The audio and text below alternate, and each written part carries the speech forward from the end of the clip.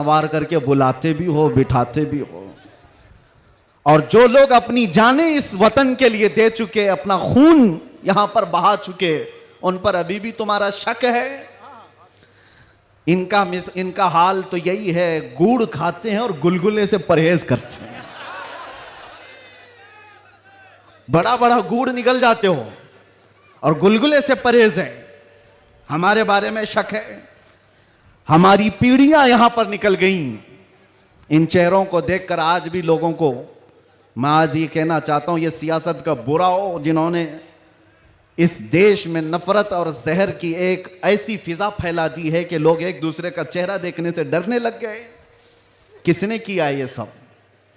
अब तो आंख खोलना चाहिए। मैं सिर्फ मुसलमानों से नहीं कह रहा, बिरादराने वतन जो यहां पर मौजूद हों, दूसरी जमात के लोग, दूसरे मजहब के लोग, वो भी इन तमाम सियासतों को पहचाने जो इस देश पर अटैक से अटैक करते रहे। यहां से प्लेन हाईजैक करके ले जाकर जिनके यहां पर रखा गया हो, वो सब आज मेहमान बन गए। कोई पूछने वाला नहीं है। अरे वो भी जुब्बा कुब्बा टोपी दस्तार सब लेकर के आया, और आपने सारी न्यूज देखा होगा। और ये सारे चाटुकारी उसके पीछे पीछे घूमते भी रहे। अब पूछो आतंकवाद कहां गया, दहशतगर्दी कहां गई, टेररिज्म कहां गया? ये सब के बाद पता ये चलता है कि तुम्हें तकलीफ इन चीजों से नहीं है, तकलीफ ईमान से है, इश्क मुस्तफा से है। और जो सौदाबाजी तुमसे कर ले वो तुम्हारा भाई है, और जो हक बात करे उससे तुम्हारी कुर्सी हिलती है। इसलिए मुसलमानों, आप सबको मैं एक पैगाम देना चाहूंगा, अपना जाहिर संभालने से बेहतर है कि तुम अपने ईमान की हिफाजत करो और इश्क रसूल को और बढ़ाओ, और बढ़ाओ, इतना बढ़ाओ कि ये इतना बेहतरीन तुम्हारा असलहा है। बुजुर्गों ने फरमाया, जब तुम्हारे सीने में इश्क रसूल भर जाता है तो तुम्हें किसी से लड़ाई करने की जरूरत भी नहीं पेश आती। तुम्हारे चलने फिरने से कई कीड़ों की यूं ही मौत हो जाती, कई कीड़े यूं ही मर जाएं। बस शर्त यह है कि मोहम्मद से वफातून है तो हम तेरे हैं। ये जहां चीज है कि अल्लाह कलम तेरे हैं। रब तबारक व तआला सारी कायनात को तुम्हारे लिए मुसख्खर कर देगा, तुम्हारी तरफ फेर देगा, लोगों के दिलों को तुम्हारी तरफ फेर देगा।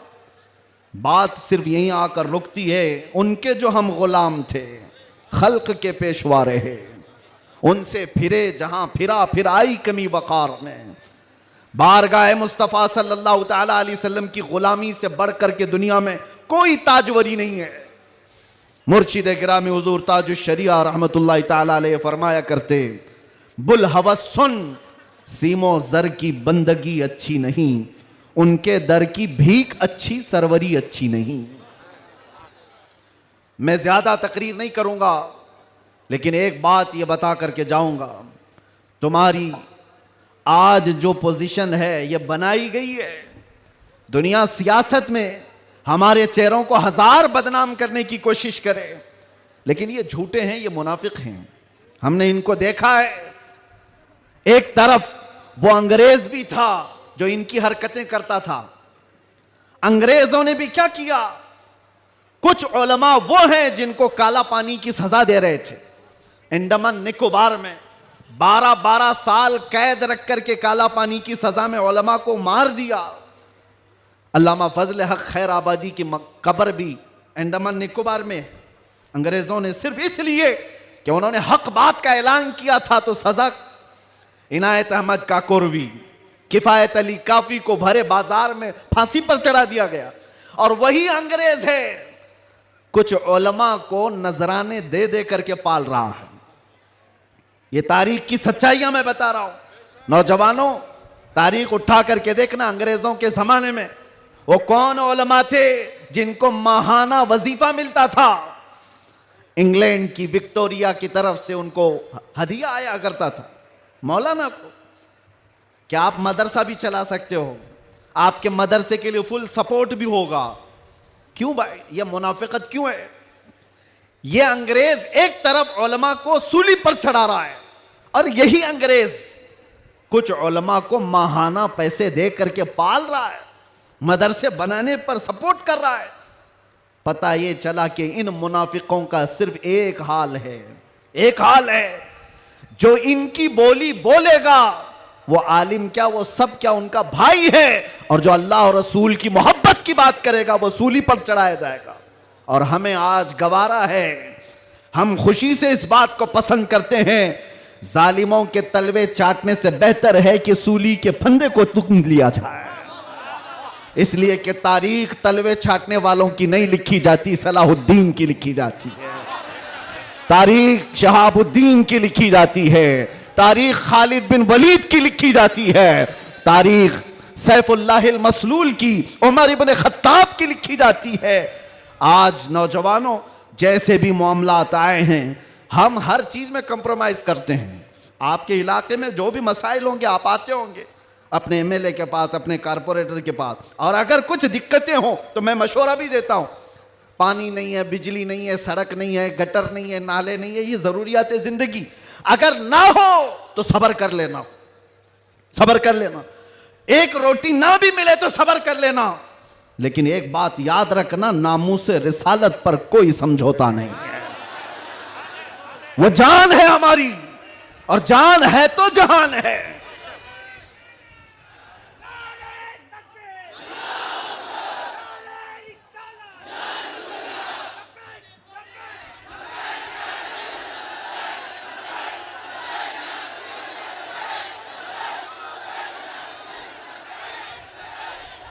और आपको मैं एक बात बताऊं, हर मुसलमान मोहल्ला आज एक मुसीबत से जूझ रहा है, एक मुसीबत। शर्म भी आती है मुझे कहते हुए और दर्द भी होता है। हर क्राउडेड मुसलमान मोहल्ला जो है वो नशा की आफत से जूझ रहा है। कौन बेचता है नशा, कौन करवाता है और कौन करता है। मैं अंदर रह करके सारे हालात देख करके आया हूं मेरे अजीज, सब चीजें देख करके आए, नशे की सारी किस्में भी पता है। इन मोहल्लों में ज्यादा क्यों बिकता है, कौन सपोर्ट करता है इनको, कौन सपोर्ट करता है? इसलिए कि दुनिया जानती है कि इनको नशा दे दे दे करके सुलाते रहो, इसलिए कि जिस दिन ये जाके कई लोगों की नींद हराम करते। ये उम्मत मुस्तफा है, ये उम्मत मुस्तफा है। कफन अपने कंधे पर लेकर चलने की आदत है इसे। ये फाका कश मौत से डरता नहीं, जरा रूह मोहम्मदी इसके बदन से निकाल दो। अंग्रेजों ने 100 साल पहले कहा था। मैं आपको बता रहा हूं, नशा दे करके, हुस्न दे करके, माल की लालच दे करके, न जाने क्या क्या नशे में तुम्हें धुत कर दिया गया। लेकिन मैंने देखा है मेरे अजीजों, बरसों तक वो नौजवान जो नशा के एडिक्ट थे, सुबह शाम, और जिनको जानबूझ करके प्लानिंग के साथ नशा का एडिक्ट बनाया गया है। हम चाहते हैं हमारा हर बच्चा नशा से पाक हो। क्या आप चाहते हैं कि नहीं हमारे मोहल्ले नशे से पाक हो? लेकिन मैं उनको भी जानता हूं जो इन मोहल्लों को नशा बांटते हैं, वो किसके कारस्तानियां हैं, वो किनके कारिंदे हैं, वो किसके एजेंट हैं, पता है। नशा आता कहां से, बिकता कैसे, और इनको कौन सपोर्ट करता है, ये सब की सब जड़ में अगर आप जाएंगे तो एक ही चीज है, इनको इतना नशा आवर चीजों से सुला दिया जाए कि ये बात करने के काबिल ना रहे। लेकिन मेरा विजदान ये कहता है, दुनिया ने सालों भर इनको नशा दे दे करके सुलाया। कभी कभार मैं भी सोचता था ये वो नौजवान है जो सुबह से शाम तक नशे में रहते हैं, या शाम को नशा ले ले तो सुबह तक उठने का कोई सवाल नहीं पैदा होता। इनसे क्या मुस्तकबिल की उम्मीद की जा सकती है। लेकिन मेरा ये ख्याल गलत निकला, इसलिए कि सारी दुनिया मिल करके नशा बांट करके जिस कौम को सुला रही थी, हमने एक बार आई लव मोहम्मद कहा, हर मोहल्ला जागता हुआ नजर आ रहा है।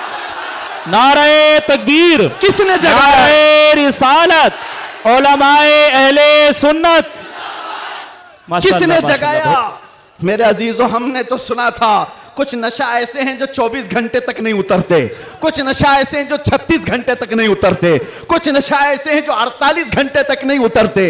हो सकता है ऐसे सारे नशों में मुब्तला नौजवान थे, लेकिन एक नशा ऐसा है, कान में हमारे बच्चे के फूंक दो आमिना के लाल का नाम, हर तरह का नशा उतर जाता है। और फिर एक ही नशा सर चढ़ करके बोलता है, जिस गली से भी गुजरो एक 8 साल का बच्चा भी मुझे देखता है, उसी नशे में पुकारता है लब्बैक या रसूल अल्लाह।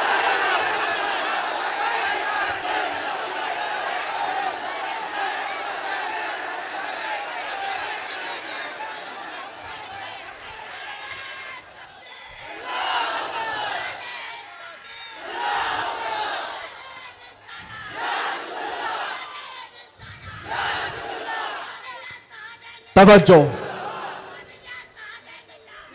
हर तरह की ताकतें तुम्हारे पीछे लगी हैं, क्योंकि मैं हदीस बताता हूं, अबू दाऊद शरीफ की हदीस।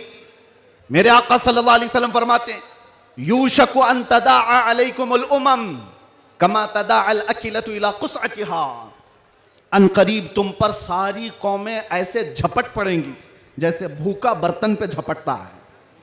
यह हदीस है, रसूल पाक सल्लल्लाहु अलैहि वसल्लम फरमाते हैं, सारी कौमें तुम पर झपट पड़ेंगी ऐसे जैसे भूखा बर्तन पे झपटता। तो सहाबा ने पूछा, यौमा इदिन नहनु मिन क़िल्लतिन या रसूल अल्लाह, ऐ अल्लाह के रसूल क्या उस जमाने में हमारी तादाद बहुत कम होगी? हुजूर ने फरमाया, वलाकिन्नकुम कसीरून, नहीं तुम्हारी तादाद बहुत ज्यादा होगी, लेकिन मसला यह है गुस्सा अन का गुस्सा इस्सैल। मेरे आका फरमाते हैं, लेकिन ऐसे जैसे समंदर के झाग की तरह होंगे, तुम उड़ जाओगे। मैं उस झाग से खिताब नहीं करना चाहता जो हवाओं से उड़ जाए, मैं उन मोमिनीन से खिताब करना चाहता हूं जो आंधियों में भी जमीन पर बरकरार रहे, तूफानों में भी जमीन पर जमे रहे। इसलिए कि कुरान का हुक्म है, अल्लाह फरमाता है, इन्नल्लज़ीना क़ालू रब्बुनल्लाह थुम्मा इस्तक़ामू, जिन्होंने ये कहा अल्लाह हमारा रब है, फिर उस पर जम गए, डटे रह गए, ततनज़्ज़लु अलैहिमुल मलाइका, कुरान कहता है अल्लाह उनकी मदद के लिए आसमान से फरिश्ते उतारता है, आसमान से फरिश्ते उतारता है। कुछ मुसीबतें आएंगी, कुछ तकलीफें आएंगी, लेकिन तुम्हें अपने ईमान के साथ समझौता नहीं करना है, तुम्हें अपने दीन के साथ समझौता नहीं करना है। बस मेरे अजीजों, वक्त बहुत कम है, मैं खुलासे की बात कर रहा हूं। अब मुझे बताओ, कौन सा नशा इख्तियार करना चाहते हो? कौन सा नशा? एक नशा वो है जो शराब का है, जिसकी धुत में आकर के इंसान अपनी माँ और बीवी में फर्क नहीं कर पाता। और एक नशा वो है इश्क़ मुस्तफ़ा का, जिससे लबरेज होते ही आदमी चटाई पर बैठकर लौहे महफूज को देख लिया करता है। बताओ कौन सी बुलंदी पर जाना चाहते हो? ये वो नशा है जो 100-200 में लोग खरीद करके अपने जिस्मों को भी तबाह करते हैं और अपने ईमान का भी सौदा करते हैं।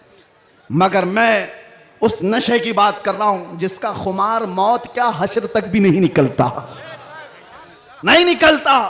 और जो इश्क़ मोहम्मदी में शराबूर हो जाता है, दुनिया क्या कर रही है उसे उसको कुछ फर्क ही नहीं पड़ता, कौन क्या बोल रहा है इससे उसे कुछ फर्क ही नहीं पड़ता। बल्कि अगर कोई आ भी जाए उसके पास कि साहब हमारी भी कुछ तारीफ कर दो, तो इश्क़ मोहम्मदी में जो शराबोर होता है वो चहक करके यूं कहता है, मैं गदा हूं अपने करीम का, मेरा दीन पारे ना नहीं। बरेली के इमाम इश्क़ मोहब्बत, शराबे इश्क़ मोहब्बत जिसने पी ली थी, उनके पास किसी ने गुलाब का फूल तोहफे में पेश किया, कहा कि हुजूर कबूल कर लीजिए, ताज़ा गुलाब बड़ा खूबसूरत है।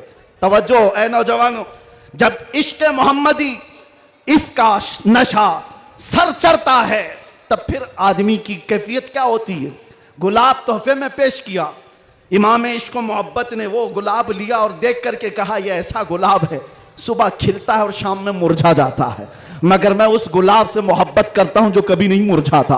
और फिर कलम उठाया और लिखना शुरू कर दिया, सरता बकदम है तने सुल्तान ज़मन फूल, लब फूल दहन फूल ज़कन फूल बदन फूल, वल्लाह जो मिल जाए मेरे गुल का पसीना, मांगे न कभी इत्र न फिर चाहे दुल्हन फूल। क्या बात रजा उस चमनिस्तान करम की, जहरा है कली जिसमें हुसैन और हसन फूल। एक फूल किसी ने पेश किया तो इमाम इश्क व मोहब्बत ने पूरे फूल पर नात लिख दी। ये होता है जलवा इश्क मोहम्मदी। हर घड़ी उसको अपने महबूब का जलवा नजर आता है। इसीलिए अपनी तन्हाइयों में वो आशिक यूं कहता है, उठा दो पर्दा दिखा दो चेहरा कि नूर बारी हिजाब में है। समाना तारीक हो रहा है कि महर कब से नकाब में। ये कब तमन्ना करता है, एक आशिक तमन्ना करता है।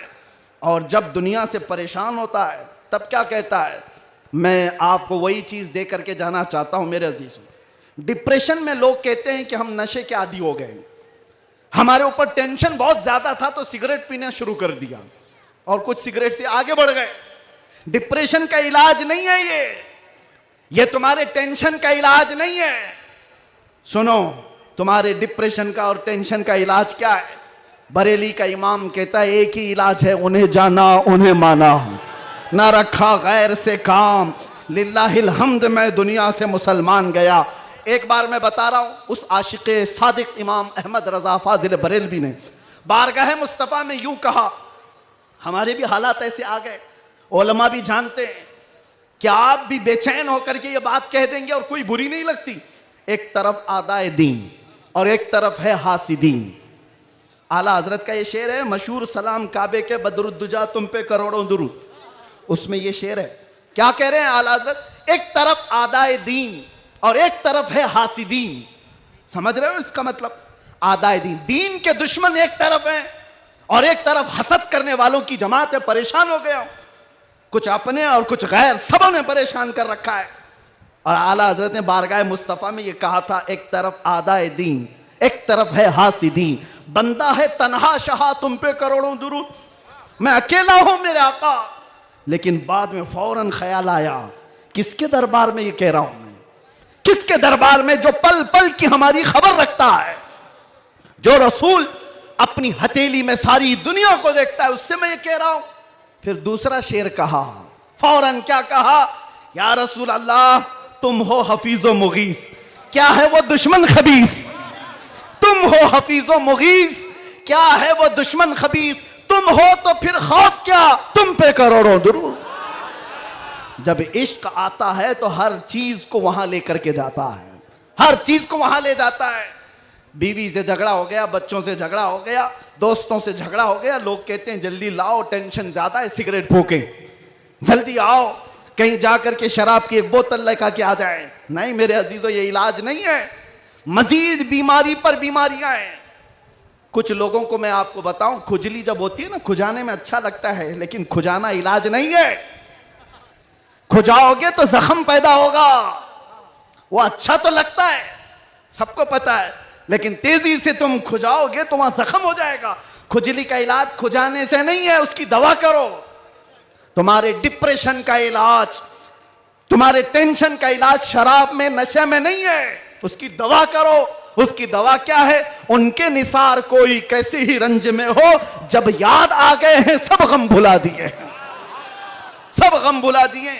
सच बता रहा हूं, अल्लाह की कसम, अल्लाह की कसम, कैद खाने में जो लोग जिंदगियां गुजारे होंगे या जेल से आए हुए लोगों को पता होगा, अल्लाह ना करे किसी को ये हालत आए, मगर मैंने महसूस किया हर तरह के क्रिमिनल जमा हुए, वहां पर भी वह अपने कैद की तन्हाई को खत्म करने के लिए नशा का इस्तेमाल।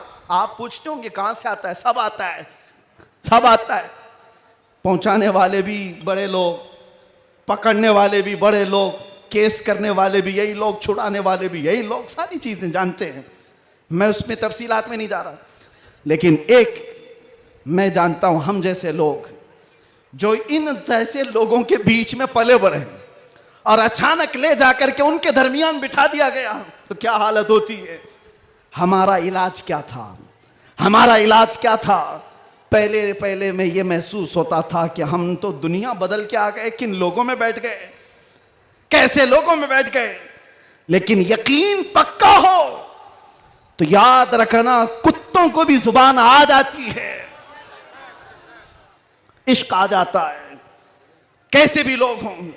उसके बाद जब घबराहट होती, आला हजरत का यही शेर पढ़ता, उनके निसार कोई कैसे ही रंज में हो, जब याद आ गए हों, सब गम भुला दिए हैं, हुजूर पाक सल्लल्लाहु ताला अलैहि वसल्लम पर कसरत से दुरूद पढ़ना शुरू करते तो दिल ऐसा करता, दिल मचलने लगता, और फिर एक हौसला और एक हिम्मत ऐसी आती, लोग देखते। और जिन लोगों को नशे की हालत में देखा था, जो सुबह से शाम तक पड़े रहते, रमजान आया तो हमने देखा पूरा पूरा कुरान वो हमारे पीछे खड़े होकर के समाअत कर रहे हैं। यह हमारी बरकत नहीं, यह हमारी मेहनत नहीं, बात सिर्फ इतनी है कि हुजूर से लौ लगाओ तो अल्लाह सारा जमाना तुम्हारे हवाले कर ही देता है, माहौल बन जाएगा। ऐ नौजवानों, उठो और अपने कौम के अंदर इस्लाह पैदा करो। आज तुम्हें जिस तरह उंगली उठा करके लोग ताना देते हैं कि ये नशाखोर है, याद रखना ये तुम्हें नहीं ताना दिया जा रहा है, ये सीधे रसूलुल्लाह की गुलामी पर ताना दिया जा रहा है। तुम्हारा नाम मेरे मुस्तफा से जुड़ा हुआ है, इसका तो भरम रखो, ख्याल रखो। तुम हुजूर पाक सल्लल्लाहु अलैहि वसल्लम के नाम से दुनिया में पहचाने जाते हो। तुम्हारे हाथ में शराब की बोतल जेब नहीं देती, ताश के पत्ते जेब नहीं देते। तुम नशे के अड्डे पर रात ना गुजारो, बार और क्लब में डांस करते हुए, ये मुजरे करने के लिए तुम्हें नहीं पैदा किया गया। ऐ नौजवानों, उठो, तुम्हारे हाथ में तो अल्लाह का कलाम होना चाहिए, तुम्हारी जुबान पर मेरे मुस्तफा के नगमे हों, तुम्हारी रातें क्लब में नहीं, किसी मस्जिद में या किसी शेख के कदमों में गुजरनी चाहिए। फिर देखो इनकलाब ऐसा आएगा, इनकलाब ऐसा आएगा। आज मैंने महसूस किया है, जो शुरू में मैंने जुमले बताए, शुरू में तकरीर में, जिसको मेहमान बना करके स्वागतम किया जा रहा है, आगे पीछे पुलिस की नफरियां लगा दी गई, अरे वही जुब्बे वाला, वही पगड़ी वाला, सारी चीजें जिससे सारी दुनिया लड़ रही थी, उसको मेहमान बनाया इज्जत के साथ। तो फिर एक बात समझ में आती है, क्या चीज है जो इन्हें गर्विदा कर देती है, वापस फिर बुलाती है। दुनिया तो सिर्फ और सिर्फ ताकत और दौलत की जुबान जानती है, इसके अलावा इनके पास कुछ नहीं। लेकिन हम महसूस करते हैं दुनिया के तमाम हालात को अल्लाह एक दिन में पलट सकता है, बल्कि एक मिनट में पलट सकता है। आज अगर बारिश नहीं है, रब तबारक व तआला के लिए नामुमकिन और मुहाल नहीं है, वो चाहे तो अभी बारिश कर दे, वो कड़ी धूप में बारिश कर दे और कड़ी बारिश के अंदर धूप ला दे।